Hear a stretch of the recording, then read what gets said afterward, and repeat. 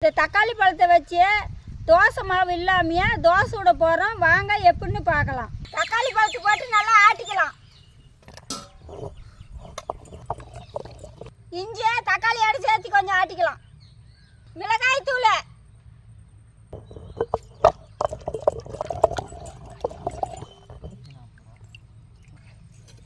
கோதுமை மாவு, அரிசி மாவு, ரவை மாவு, தூள், உப்பு, வெங்காயம், கருவேப்பிலை. மாவு ரெடி ஆயிடுச்சு. ஒரு 1/4 மணி நேரம் வச்சு மூடிக்கலாம்.